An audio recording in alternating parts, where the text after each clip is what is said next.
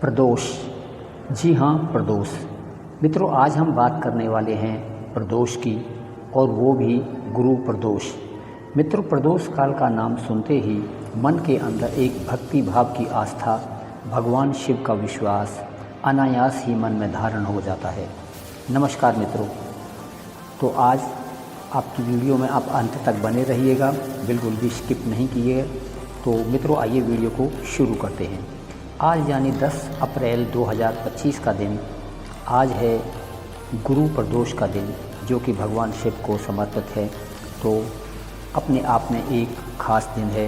आज प्रदोष काल में भगवान शिव की पूजा अर्चना प्रार्थना करने से भक्ति अपनी सारी मनोकामना पद पूर्ण करते हैं और अपनी आध्यात्मिक साधना में प्रगति करते हैं। तो आइए हम इस मौके पर एक पौराणिक कथा को श्रवण करते हैं। तो मित्रों, आइए आज की कथा को आरंभ करते हैं। स्कंद पुराण में इस कथा का वर्णन आता है। एक बार भगवान शिव और माता पार्वती जी विहार कर रहे थे, और उस समय भगवान शिव स्वयं माता पार्वती जी से कहते हैं कि जो भी सांसारिक जीव काशी में प्राण त्याग करते हैं, उनके पूर्व के किए गए संस्कार मेरी आज्ञा से चिता में भस्म हो जाते हैं, और मैं मृत्यु के समय ब्रह्म ज्ञान स्वरूप तारक मंत्र का उपदेश देता हूँ, जिससे वो तत्काल मुक्त हो जाते हैं।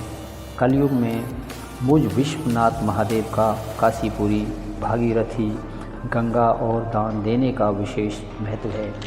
काशी में आकर उत्तरवाहिनी गंगा और मेरा विश्वेश्वर नामक लिंग, ये दोनों ही मनुष्य को मुक्ति देने वाले हैं। योगियों के हृदय अवकाश में कैलाश और मंदिराचल पर्वत पर भी निवास करने की मेरी इतनी रुचि नहीं होती, जितनी काशी में निवास करने की मेरी रुचि रहती है। माता पार्वती को काशी की महिमा सुनाते हुए भगवान शिव आगे कहते हैं, हे देवी, तुम तपोबल से तुमने मेरी प्रतिमा हुई हो, परंतु काशी मेरी और विश्राम की भूमि रही है। जो मनुष्य काशी का नाम लेते हैं और प्रसन्न होते हैं, वो मेरे लिए सूक, विश्राक, नंदी, स्कंद और गणेश के जैसे प्रिय हैं, जिन्हें काशी में निवास प्राप्त हुआ है। उन्होंने सभी हवन और अनुष्ठानों का फल प्राप्त कर लिया है।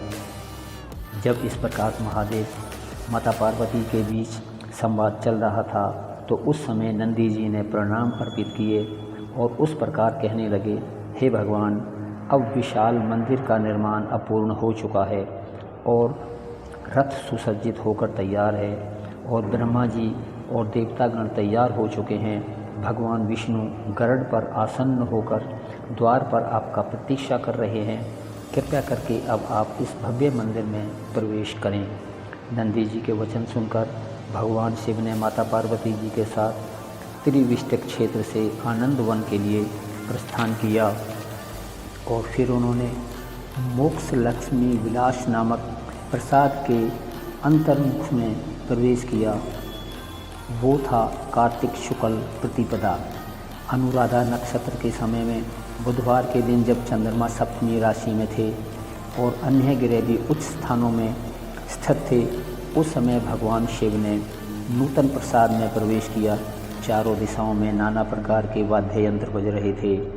पूरा वातावरण भक्तिमय हो रहा था। ब्राह्मणों के वेद मंत्रों के उच्चारणों से भी पूरा वातावरण गूंज उठा था। भूलोक से लेकर भूवरलोक तक का मार्ग इसी ध्वनि से कंपायमान हो रहा था।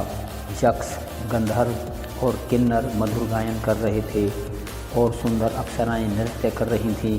सुगंधित वायु बह रही थी और बादल मनमोहक पुष्पों की वर्षा कर रहे थे। तत्पश्चात ब्रह्मा जी ने महर्षियों के साथ मिलकर माता पार्वती जी सहित भगवान शिव का अभिषेक किया। देवताओं और अन्य महापुरुषों ने असंख्य रत्नों, नाना प्रकार की दूगलों और अन्य सुगंधित पुष्पों, हारों से महेश्वर का पूजन किया, और भगवान शिव ने सभी को आशीर्वाद दिया। और इस प्रकार सभी की पूजा अर्चना प्रार्थना स्वीकार करने के उपरांत भगवान शिव ने श्री विष्णु जी से कहा, हे देव, आप यहाँ मेरे निकट आकर विराजमान होइए। आप दूर होकर भी सदैव मेरे निकट रहते हैं। आज मुझे ये आनंददायक फल प्राप्त हुआ है, इसके पीछे आप और गणेश जी की भी कारण रूप हैं। जहाँ मरे हुए जीवात्माओं का पुनः जन्म नहीं होता, वह स्थान इस ब्रह्म रसायन की खान ये काशीपुरी और मेरे लिए उत्तम सुख की भूमि है।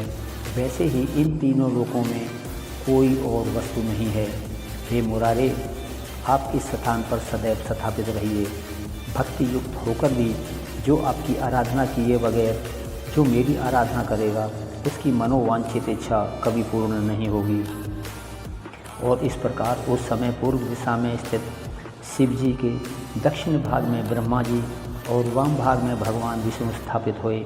तत्पश्चात भगवान शिव ने अपना दाहिना हाथ उठाकर ब्रह्मा जी और भगवान विष्णु जी को एक शिवलिंग दिखाया और कहा, आप सभी लोग देखिए, यही परम ज्योति है, यही परस्परम ब्रह्म है, यही अत्यंत सिद्धिदायक मेरा स्थावर स्वरूप है। इस शिवलिंग की पूजा अर्चना करने से मैं अत्यंत प्रसन्न होता हूँ। मैं यहाँ पर लिंग रूप में सदैव निवास करता रहूँगा। इस स्थान पर जिन्होंने भी शिवलिंग हैं, वो सभी इस मुख्य शिवलिंग की पूजा करने और सदैव दर्शन करने आते हैं। ये सत्य है कि मैं सभी लिंगों में समान रूप से स्थित हूँ, तथापि ये मुख्य शिवलिंग मेरी स्वयं की परामूर्ति है। इस श्रेष्ठ नाम लिंग का नाम श्रवण करने से ही जन्म भर का पातक क्षण भर में नष्ट हो जाता है। इसका स्मरण मात्र करने से 2 जन्मों के पाप नष्ट हो जाते हैं। मुझ विश्वेश्वर के साथ स्वयंभू लिंग का स्पर्श करने मात्र से सहस्त्रों राजसूय यज्ञ करने का फल प्राप्त होता है। जो पंचामृत आदि के साथ इस शिवलिंग की महापूजा करता है और उसे चारों पुरुषार्थों की प्राप्ति होती है। जो भी व्यक्ति वस्त्र छाने हुए इस पानी से इस शिवलिंग का अभिषेक करता है, उसे 1 लाख अश्वमेध यज्ञ करने का फल मिलता है। जिसकी जिह्वा के अग्रभाग में विश्वनाथ ये नाम सदैव रहता है, उसका इस संसार में पुनः जन्म नहीं होता। जो मुझ विश्वनाथ के इस लिंगमय विग्रह का दर्शन करके मन ही मन प्रसन्न होता है, वो अपने पुण्य के प्रभाव से मेरे गणों में स्थान पाता है। मैं अपनी भुजा उठाकर बार बार इस बात का पुनः उच्चारण करता हूँ कि इस त्रिगुण जगत में 3 ही सार वस्तु ऐसे हैं, जो विश्वनाथ, ज्योतिर्लिंग, मणिकर्ण का जल और काशीपुरी। इस प्रकार कहने के बाद भगवान शिव ने माता पार्वती के साथ मिलकर स्वयं उस दिव्य शिवलिंग का पूजन किया और फिर उसी शिवलिंग में विलीन हो गए। सभी देवी देवताओं ने भगवान शिव की जय जयकार की और पुष्प वर्षा से स्वागत किया और अभिनंदन किया। तो मित्रों, ये थी कथा गुरु के प्रदोष की। मित्रों, ये वीडियो आपको कैसी लगी, आप कृपया हमें ज़रूर बताएं। आप अपनी कमेंट्स भी हमें लिख सकते हैं। कमेंट्स में हर हर महादेव, श्री विष्णु माँ लक्ष्मी जी ज़रूर लिखिए।